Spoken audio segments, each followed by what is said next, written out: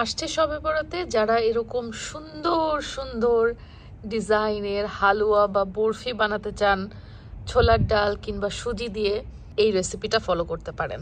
আশা করি আজকের রেসিপিটা আপনাদের অনেক কাজে আসবে। আমি জানি না আপনারা এই ডালটাকে কে কি বলেন, অনেকে হয়তো ছোলার ডাল, অনেকে বুটের ডাল বলেন, বাট আমাদের ওদিকে আসলে অ্যাঙ্করের যে ডালটা আছে, যেটা ডাবলি মানে আরেকটু মোটা মোটা বড় বড় হয়, সেটাকে বলে হচ্ছে বুটের ডাল। আর যেটা হচ্ছে আমরা রমজানের সময় ছোলা ভুনা বা ঘুগনি খাই, সেটার ডাল বানালে এরকম একটু ছোট ছোট হয়, এটাকে বলে হচ্ছে ছোলার ডাল। তো বেসিক্যালি আমি সেই ছোলার ডালটাই নিচ্ছি আজকে। বিসমিল্লাহ। খুব বেশি পরিমাণ আমি করব না, এখানে 250 গ্রাম বা তার থেকে একটু বেশি হয়তো হবে। তো এটাকে এখন পানি দিয়ে ভিজাই ফেলবো।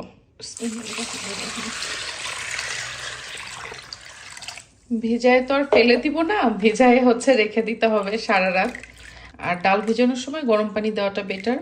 ঠান্ডা পানি দিলে আমার আম্মু বলে ডাল নাকি সিটকা হয়ে যায়, ফুলতেও চায় না, সেদ্ধও হতে চায় না। এটা সারা রাত ভিজবে।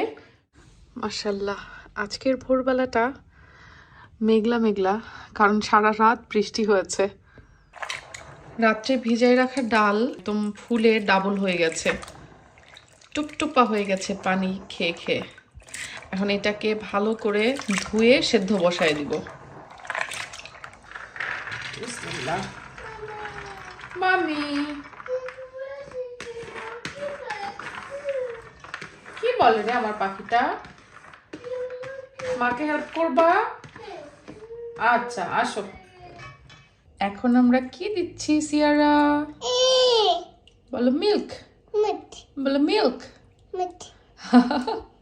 এখন আমরা মিল্ক দিচ্ছি। আচ্ছা বলো দুধো দুধো দুধো। হ্যাঁ, আমার সিয়ারা হচ্ছে ছোটবেলা থেকে এটা বলে, ও মিল্ক বলতে পারে না, ও বলে দোদো। তো যাই হোক, আমরা হচ্ছে দুধ দিয়ে সেদ্ধ করব, কারণ এতে করে টেস্টটা বেশি ভালো আসে। পানি দিয়েও আপনারা সেদ্ধ করতে পারেন, আপনাদের ইচ্ছা। সো দুধ দিলে একটু মজাটা বেশি হবে। ইয়ামি হবে মা? ইয়ামি, হ্যাঁ। আর এই সেদ্ধ করার সময় কিন্তু আমি চিনি লবণ কোনো কিছুই দিব না, জাস্ট দুধ দিয়ে এটাকে সেদ্ধ বসায় দিলাম। এই যে দেখেন, দুধটা কিন্তু একদম বলক উঠে গেছে, কারণ হচ্ছে আমি একটু বেশি করে দুধ দিয়েছি। হ্যাঁ বাবা, যাতে এটা পুরোপুরি সেদ্ধ হয়ে যেতে পারে। তো এমন পরিমাণে দিবেন যে সেদ্ধ হয়ে যাবে, আবার এটা একদম শুকায়ও যাবে, মানে পানি রাখা যাবে না এর মধ্যে। জিনিস অনুযায়ী আমার পাত্রটা ছোট হয়ে গেছে, এজন্য আমি এখন দারোয়ানের কাজ করতেছি, দুধ যাতে কোনোভাবেই উতলায় না পড়ে। ডাল কিন্তু একদম সেদ্ধ হয়ে গেছে, আর যেই লিকুইড দুধটা ছিল আমি সেটাও মোটামুটি শুকনা করে ফেলছি।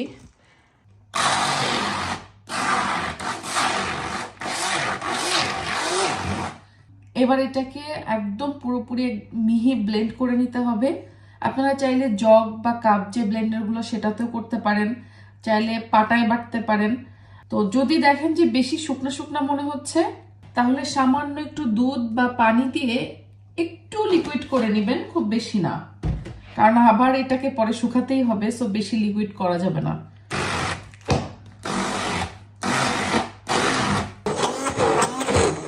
এই যে দেখেন, এটা কিন্তু একদম মিহি হয়ে গেছে। আর আমি আর একটু দুধও দিয়েছিলাম, কারণ শুকনো শুকনো লাগছিল বেশি। এটা আসলে আপনি নিজেই বুঝবেন করার সময়। পাটায় বাটলে অবশ্য আমার এতটা লিকুইড করা লাগতো না, ব্লেন্ড করার জন্য একটু লাগছে, তো ততটুকু পরিমাণ দুধই আমি দিয়েছি। আমি ঘি দিয়ে হচ্ছে হালুয়াটা করব। এই হালুয়াটা আসলে অলিভ অয়েল বলেন, সয়াবিন তেল বলেন, কোনো কিছু দিয়ে অত একটা মজা হয় না, বাট আপনি চাইলে করতে পারেন। কিন্তু আছে না একটা কথাই যে যত গুড় তত মিষ্টি, আপনি তেলের বদলে যদি ঘি দিয়ে করেন তাহলে হালুয়াটার টেস্ট অসাধারণ মজা হয়।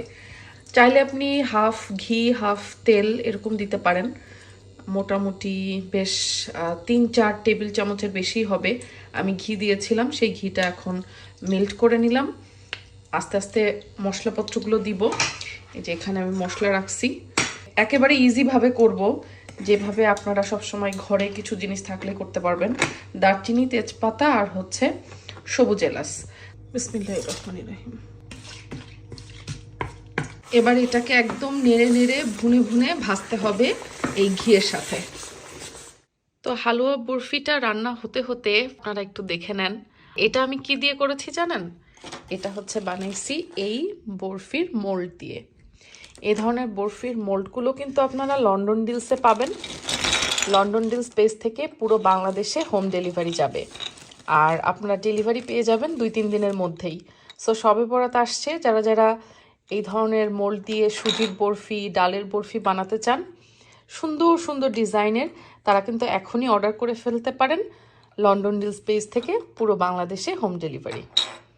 সৌন্দর্যের জন্য জাস্ট একটু ফুড কালার দিয়েছি, ফুড কালারটা পুরোই অপশনাল। একটু অরেঞ্জি কালারটা চান তাহলে হালকা একটু ফুড কালার অ্যাড করতে পারেন। বেশ কিছুক্ষণ ডালটাকে ভোনার পরে চিনি দিয়ে দিব হচ্ছে নিজের স্বাদ মতো। যে যে পরিমাণে মিষ্টি খেতে চান সে সেই পরিমাণে দিলেই হবে। একটু টেস্ট করে দেখে নেওয়া যায় এই আর কি।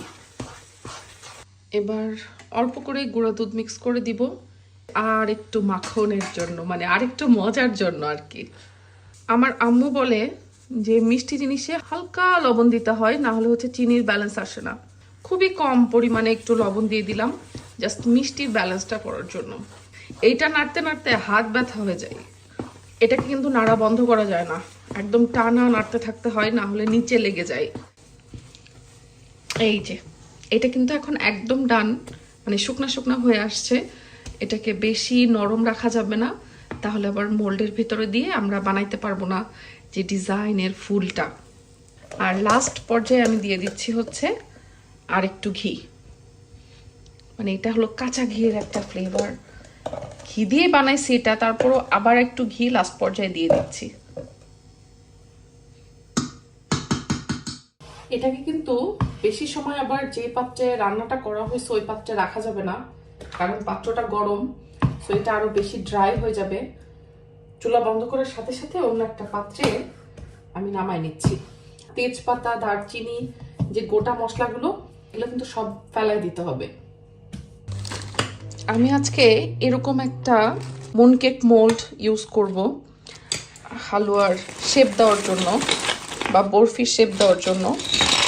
সো এটা হচ্ছে এরকম 6টা আলাদা আলাদা ফ্রেম আসে, 6টা ডিজাইন, যেটা আপনি হচ্ছে চেঞ্জ করে করে ইউজ করতে পারবেন যে ডিজাইনের চান। যেটা হচ্ছে যে এটার মধ্যে সেট করতে হবে। আমি একটা সেট করে দেখাই, মনে করেন আমরা হচ্ছে এটা করব। হ্যাঁ, সো এটা জাস্ট আপনি এরকম দিবেন, এখানে একটু জাস্ট ঘুরাইলেই এই যে দেখেন এইখানের এইটা লক হয়ে যায় এখানে। সো এই যে জাস্ট এই যে ঘুরাই দিলাম, দ্যাটস ইট, এখানে কিন্তু লকড। আপনি তখন এই যে এরকম প্রেস করে করে এই যে, আর এটার স্প্রিংটা থেকে শুরু করে সব কিছু কিন্তু অনেক বেশি হাই কোয়ালিটির। মানে থাকে না যে পটপটা টাইপের প্লাস্টিক, নরম প্লাস্টিক, যেটা খুব সহজে ভেঙে যেতে পারে, ফেটে যেতে পারে, এরকমটা কিন্তু না। এই যে এইটা হলো একটা সুইচ টাইপের, এটা হচ্ছে এখানে আটকায় যায়। আবার যখন এটা আপনি খুলবেন, এটা জাস্ট এরকম ঘুরাই এই পাশে এনে খুললেই এটা খুলে যাবে। খুলে গেলে আপনি আবার ডিফারেন্ট আরেকটা আপনি সেট করতে পারবেন। এবার এটার ভেতরে আমাদেরকে সামান্য একটু ঘি ব্রাশ করে নিতে হবে, যাতে ভেতরে লেগে না যায় করার সময়। এই যে খামিরটা করছি এটা কিন্তু খুব বেশি ঠান্ডা করা যাবে না, একটু গরম গরম থাকতে থাকতেই আমাদেরকে এটা করতে হবে। এখন আপনি কতটুকু মোটা করতে চান, কতটুকু চিকন বা পাতলা করতে চান, সেটার উপর নির্ভর করে এটা যেরকম করে ছোট একটা চামচ দিয়ে আপনি এর মধ্যে দিয়ে দিবেন, একটু চেপে দিবেন। হ্যাঁ, আমি প্রথমে একটা করে দেখতেছি যে আদৌ এটা কতটুকু মোটা বা চিকন হচ্ছে, পরবর্তীতে আমি সেই অনুযায়ী আর একটু কমায় বা বাড়াইয়া দিব। হ্যাঁ, দেখি। আচ্ছা, এটা কিন্তু খুব বেশি চাপা যাবে না। হ্যাঁ, হালকা একটু চেপে করতে হবে, বেশি চাপলে এটা ভেরভেরি হয়ে বের হয়ে আসবে। এই যে, সো এটা হচ্ছে প্রথম বানাইলাম আমি। সো প্রতিবার যে ঘি লাগাই নিতে হবে এমন না, বাট আপনি নিজেই বুঝবেন যদি এটা একটু ড্রাই হয়ে যায় বেশি, তখন আপনি একটু করে জাস্ট হালকা, হ্যাঁ, এর মধ্যে বেশি ঘি দিবেন না। এই যে দেখেন, এই যে এর মধ্যে এরকম করে আমি ঢুকাই নিছি। যদি মনে চায় চামচ দিয়ে ঢুকাইতে পারেন, অথবা হাত দিয়ে চেপে চেপেও আপনি এটা সুন্দর করে ঢুকাইতে পারেন, যেন ভেতরে কোনো ফাঁকা বা গ্যাপ না থাকে। যদি ফাঁকা বা গ্যাপ থাকে তাহলে দেখবেন যে কয়েকটা এই যে এরকম একটু খাদ্রাবাদ্র হতে পারে, ওটা কোনো বিগ ইস্যু না। সো এইটা এই যে এবার এইটা ধরে এই যে আপনি 2 আঙুলে কিন্তু এরকম করে দেখেন, প্রেস করলেই এটা কিন্তু এই যে মাথা থেকে বেরোয় আসতেছে, খেয়াল করছেন? সো এখন যেটা করতে হবে সেটা হচ্ছে এটাকে জাস্ট আপনি একটা সমান সারফেসে রাখবেন, রেখে হালকা প্রেসার দিবেন সারফেসের সাথে, কিন্তু এটাকে খুব বেশি জোরে প্রেসার দেওয়া যাবে না, তাহলে কিন্তু আবার বেশি চটকায় যাবে। সো এই যে দেখেন এটা কিন্তু রেডি। আর এর পাশটা এই যে দেখেন একটা ফুল তৈরি হয়ে গেল। তো এইভাবে হচ্ছে আপনি বিভিন্ন সাজ দিয়ে ভিন্ন ভিন্ন ডিজাইনের এরকম ফুল তৈরি করতে পারবেন। তো এই যে দেখেন আমার এটার ফাইনাল লুক। তো এটাকে আর বেশিক্ষণ বাইরে রাখবো না, এই যে ক্লিন ফিল্মটা খুলে এখন বক্সে বক্সে করে আমি নর্মাল ফ্রিজে দিয়ে দিব। এটা কিন্তু অনেক দিন ধরে খাওয়া যায়, এই যে বাইরে খুলে রাখলে ড্রাই হয়ে যায় অনেক। তো আপনাদের কাছে কেমন লাগলো আজকের এই একদম সহজ শর্টকাট ঘরোয়া রেসিপিটা, অবশ্যই কমেন্ট করে জানাবেন, এবং আপনারাও এরকম মিষ্টি মুখ করবেন নিজেরা বাসায় তৈরি করে।